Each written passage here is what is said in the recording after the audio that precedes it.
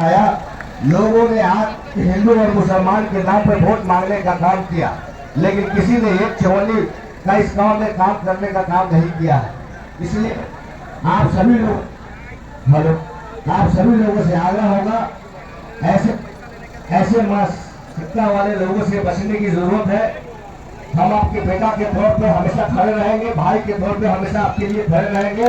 किसी के बातों के बहकाव में आने की जरूरत नहीं है। हमेशा ये ढाका, बड़ावा, सिवल, सफाई, पटपकड़ी, भंडार सब हमारा अपना घर है, अपना घर के बेटा है। मेरा हक बनता है आपसे आशीर्वाद मांगने का।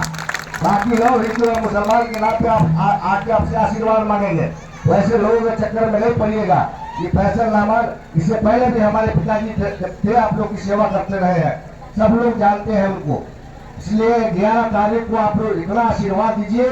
बाकी इस गांव का जो भी अधूरा काम बचा हुआ है, मैं आपको विश्वास दिलाता हूँ, चुनाव जीतने के बाद एक एक काम आप लोग से पूछकर मैं इस गांव का काम पूरा करूंगा।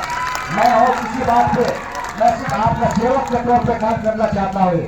मुझे पैसे कमाने की जरूरत नहीं है, मुझे शौक है। जिसे मेरे पिताजी सेवा करते करते दुनिया से चले गए, मैं भी चाहता हूँ कि मैं सेवा करते हुए आपसे जुड़ा हो। इसलिए सभी माताओं बहने, सामने खड़े हुए नौजवान साथी, आप किसी के बातों में आने की जरूरत नहीं है। आप सिर्फ विकास के नाम पर, आप मुझे आशीर्वाद दीजिए। मैं विश्वास दिलाता हूँ कि आपके मान सम्मान में कोई कमी नहीं आने दूंगा। कोई भी कहता हो, कोई भी आके किसी तरह की बात करे, उसके चक्कर में पड़ने की जरूरत नहीं है। जो लोग हमसे जुड़े हैं उनसे पूछिएगा मेरा स्वभाव क्या है। हमारे यहाँ किसी का रुकावट नहीं है। डायरेक्ट आइए, हमसे मिलिए, जो भी बात हो हमसे करिए। कोई भया मीडिया की जरूरत नहीं है। आप हमको चुनिए, आप फैसल रहमान को वोट दे रहे हैं या फिर दूसरे किसी को वोट दीजिएगा।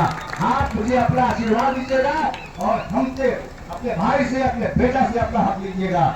इसी सब बातों के साथ आप लोगों से मैं गुजारिश करूंगा, 11 तारीख को मशीन पे 2 नंबर पे मेरा लालटेन छाप है, उसी लालटेन छाप पे आप लोग आशीर्वाद मुझे दीजिए। एक सेवक, आपका बेटा एक सेवक के तौर पर रहेगा। बेटा रहता है ना माँ बाप का खिदमत करने का, बड़े भाई का खिदमत करने का, छोटे भाइयों को देखने का, मैं वैसा खिदमत करने के लिए तैयार हूँ। इसलिए आप लोग किसी के बहकाव में मत आइए। एक ही नहीं, पूरे ढाका विधानसभा में सारे जाति धर्म के लोग का मुझे आशीर्वाद प्राप्त हुआ। मैं इसके लिए बहुत बहुत लोगों को धन्यवाद देता हूँ। लेकिन आप जानते हैं, यहाँ के लोग जाते होंगे ब्लॉक में, जाते हैं ना ब्लॉक में, जियो किया जाते हैं ना, जाके खाली में कौन रुपये मांगता है?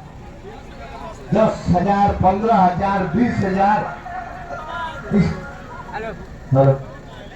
जैसा देखता है उसी हिसाब से आपसे डिमांड करता है।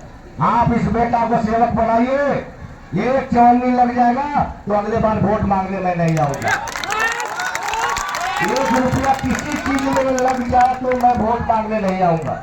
मैं चाहता हूँ कि मेरा जो लोग है, मैं जिन्होंने मुझे आशीर्वाद दिया है, उसका मान सम्मान भी रहे, और कहीं अब दफ्तर में किसी ऑफिस में जाए तो उसको कुर्सी मिले, उसकी बात सुने, और उसका काम होना चाहिए। होना चाहिए कि नहीं होना चाहिए? क्या अभी सब लोग आशीर्वाद मुझे दीजिएगा ना?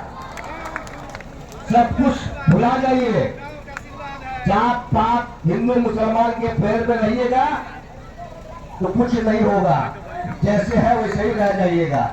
इसलिए ढाका को आगे बढ़ाना है तो हिंदू मुसलमान एकता को मजबूत करना होगा, तभी ढाका आगे बढ़ सकता है।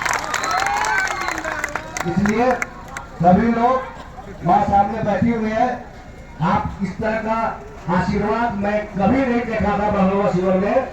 जिस तरीके का आपने दिया है, मैं जिंदगी भर आपका आभारी रहूंगा।